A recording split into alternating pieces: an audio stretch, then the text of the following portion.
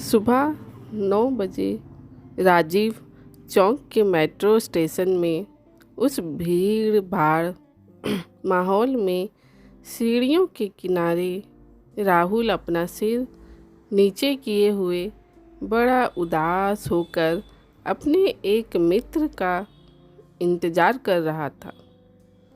उसी समय सुनील आता है और राहुल के कंधे में हाथ मारता हुआ पूछता है, अरे यार राहुल, तूने तो हद ही कर दी। तेरी शादी को अभी 1 सप्ताह भी नहीं हुआ और तू फिर से जॉब में ऑफिस जा रहा है।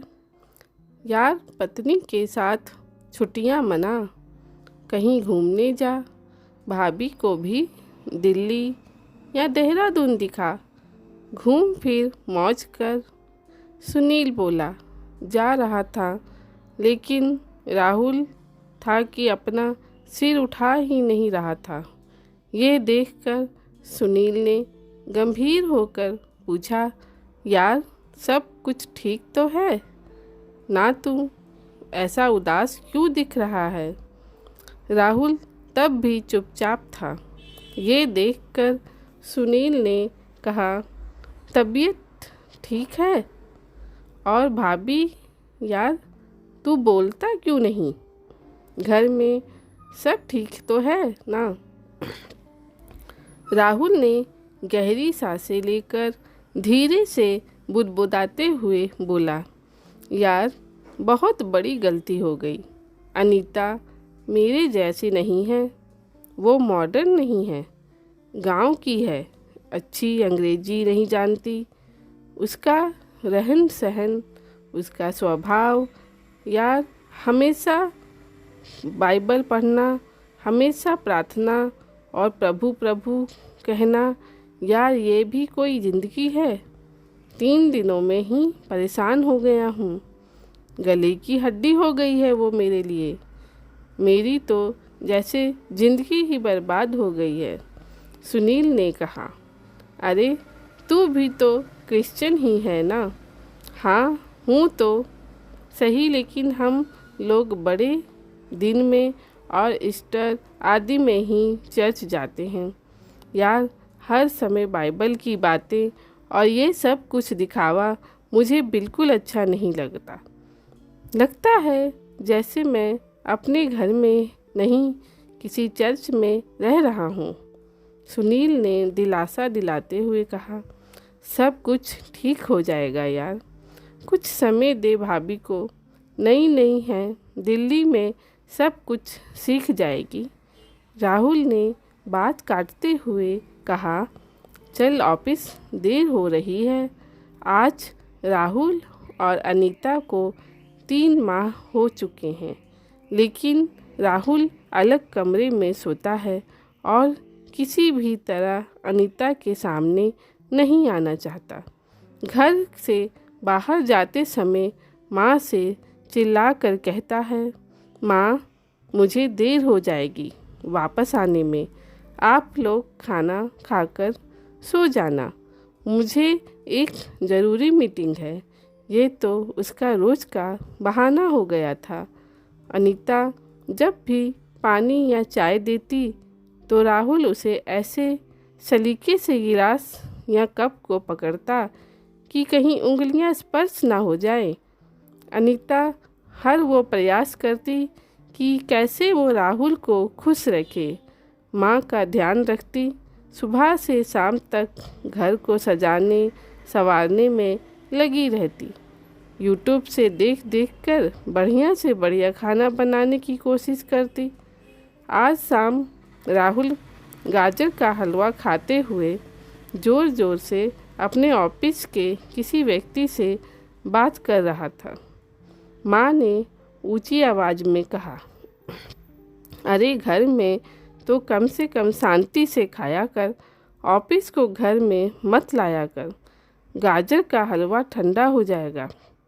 तभी माँ को चुप कराने के लिए तुरंत राहुल ने कहा, माँ बहुत बढ़िया हलवा बनाया है आपने। माँ ने कहा, मैंने नहीं, बहू ने बनाया है। ये सुनकर तो राहुल के जैसे सांप सूंघ गए। वो चुपचाप अपना फ़ोन लेकर डाइनिंग हॉल की ओर चला गया और फाइलें पलटने लगा। माँ को अंदाज़ा तो था कि इन दोनों के बीच कुछ तो पक रहा है जो ठीक नहीं है। माँ जानती थी कि राहुल बचपन से ज़िद्दी है। माँ भी सोच रही थी कि राहुल और अनीता को कुछ समय चाहिए। धीरे धीरे शायद सब कुछ ठीक हो जाएगा। वो अनीता से बहुत प्यार करती थी। कई बार कई मामलों में समझाने के लिए शब्द कम पड़ जाते हैं, क्योंकि इतने दिनों में अनीता ने अपनी सासू माँ को अपनी सगी माँ से बढ़कर प्यार किया था, क्योंकि अनीता ने अपनी माँ को बचपन में खो दिया था। पिता ने ही माँ और बाप दोनों का प्यार दिया था और उसे शादी के समय बोले गए पिता के वो शब्द भी अच्छे से याद थे जो उन्होंने आंसू बहाते हुए विदाई के समय कहे थे। बिटिया, अब से ससुराल ही तेरा घर है और सास ससुर ही तेरे माता पिता। अनीता अपना कर्तव्य निभाने में कोई कसर नहीं छोड़ रही थी, लेकिन राहुल का यह स्वभाव उसे हर पल कांटे के जैसे चुभ रहा था। वो अपने घर में ही ऐसे महसूस कर रही थी जैसे वो राहुल के लिए बोझ है। अनीता ने ठान लिया कि अब वो ज़्यादा चुप नहीं रहेगी। वो इस विषय में राहुल से खुल के बात करेगी कि क्या कमी है मुझ में, क्यों वो एक ऐसे गुनाह की सज़ा सह रही है जो उसने कभी की ही नहीं। वो ऐसा सोच ही रही थी कि राहुल ने चिल्लाया, माँ, ऑफिस का टिफ़िन लगा दिया है क्या? अनीता ने टिफ़िन उठाकर राहुल की ओर बढ़ाते दिया, लेकिन जैसे ही राहुल ने टिफ़िन का हैंडल पकड़ा, अनीता ने उसका दूसरा हिस्सा नहीं छोड़ा और बोली, मैं आपसे कुछ बात करना चाहती हूँ। और भरे हुए गले से आंसू बहाते हुए बोली, यदि मैं तुम्हें पसंद नहीं हूँ तो मुझे मेरे पापा के घर छोड़ आओ। राहुल कुछ बोल नहीं पाया, बस धीरे से बोला, ओके, देखता हूँ। अनीता की ये बातें जैसे राहुल के कानों में जोर जोर से गूंज रही थी। पूरा दिन उसका काम करने में मन नहीं लगा। वो सोच रहा था, क्या हो रहा है मेरे जीवन में, किसकी गलती है, क्यों ये सब कुछ हो रहा है। अनीता सुंदर है, पढ़ी लिखी है, लेकिन आखिर क्यों? जो भी हो, अंदर से कहीं लग रहा है, चलो अच्छा है बला टली। वो अपने घर चली जाएगी और कुछ दिनों में तलाक आदि के पेपर तैयार करवा लूँगा। वो भी किसी और से शादी कर सकती है और मैं भी आज़ाद। वो इस उधेड़ बुन में पूरा दिन कुछ काम ना कर सका और टिफ़िन भी खाना भूल गया। वो जैसे ही घर पहुंचा तो क्या देखा, माँ बिस्तर में पड़ी हुई है। उसे बहुत तेज़ बुखार है। अनीता ने कहा, सुनिए, माँ को जल्दी किसी अच्छे डॉक्टर के पास ले चलिए। मैं सुबह से कह रही हूँ, चलो किसी ऑटो में किसी डॉक्टर के पास चलते हैं, तो माँ मना कर रही है। माँ करारते हुए बोली, अरे रहने दे बेटा, थोड़ा बुखार है, दवा खाकर ठीक हो जाऊंगी। राहुल ने माँ के माथे पर हाथ लगाकर देखा तो कहा, अरे माँ, बुखार से आपका शरीर तप रहा है। तुरंत ओला से टैक्सी मंगाकर वो माँ को लेकर अस्पताल पहुँचा। पूरे रास्ते अनीता माँ को संभालते रही और माँ के लिए लगातार प्रार्थना कर रही थी और दिलासा देती रही, आप ठीक हो जाओगी माँ, आप चिंता मत करो। डॉक्टर ने थोड़ी देर तक चेकअप किया और एक्सरे के बाद बताया, राहुल की माँ के पेट में रसौली है, जिसका ऑपरेशन जल्द ही करना बहुत ज़रूरी है। राहुल के पूछने पर डॉक्टर ने बताया 5 लाख की ज़रूरत पड़ेगी और उसके पास केवल एक ही दिन है पैसे का इंतज़ाम करने के लिए। ये सुनकर राहुल के डर के मारे हाथ पैर कांपने लगे। वो सोचने लगा, अभी शादी के समय ही तो कर्ज लिया था, दोस्तों को पार्टी देने में उसकी सारी जमा पूंजी भी चली गई थी। लेकिन वो अस्पताल से बाहर आकर जिसे भी हो सकता था फ़ोन लगाना शुरू कर दिया। सभी दोस्तों ने कुछ ना कुछ बहाना बनाकर और दुख जताकर फ़ोन रख दिया। उसने ऑफिस में फ़ोन किया, वहाँ से भी मालिक ने कहा, देखो राहुल, लॉकडाउन के बाद वैसे ही हमारी कंपनी लॉस में चल रही है और आपने पहले भी एडवांस ले चुका है सारी, अभी हम आपको कोई मदद नहीं कर सकते।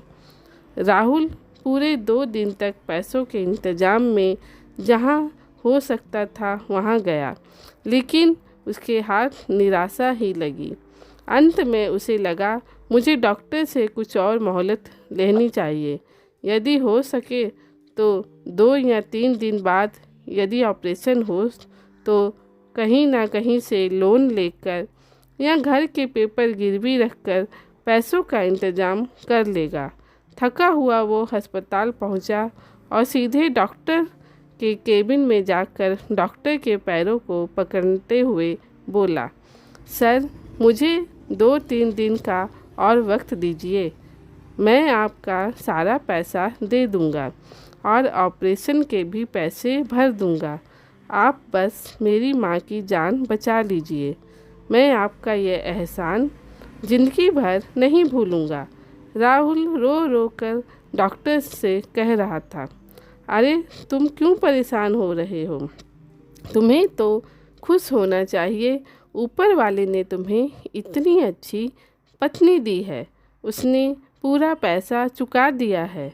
तुम्हारी माँ का ऑपरेशन तो हो चुका है और वो अब खतरे से बाहर है, वो अब बातें भी कर सकती है। आज छुट्टी हो जाएगी, आप अपनी माँ को घर ले जा सकते हैं। राहुल को सुनकर यकीन नहीं हुआ। वो दौड़ा और लेडीज़ वार्ड में माँ के पास पहुँचा तो देखा माँ बिस्तर में पीछे टिकी हुई बैठी है और अनीता उनके पैरों को हल्के हल्के से दबा रही है। राहुल को आज अपना कद अनीता के सामने बहुत छोटा लग रहा था। वो भी माँ के पैरों के पास जाकर बोला, माँ कैसी हो? तभी नर्स ने कहा, इन्हें थैंक यू बोलो, ये आपकी पत्नी है क्या? इन्होंने रात दिन सेवा की है और पूरी रात जीसस से प्रार्थना की है इनके जीवन के लिए। राहुल अनीता से नज़रें नहीं मिला पा रहा था, फिर भी नीचे देखते हुए बोला, अनीता, कहाँ से इंतज़ाम हुआ इतने पैसों का?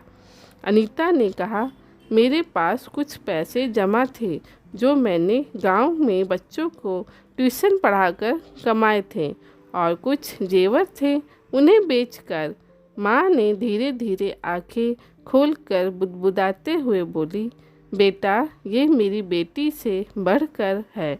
और अनीता का हाथ राहुल के हाथ में रखते हुए बोली, मैं तुम दोनों को हमेशा खुश देखना चाहती हूँ। राहुल की आंखों में पश्चाताप के आंसू अनीता के हाथों में गिर रहे थे।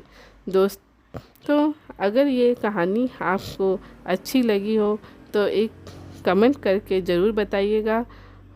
धन्यवाद।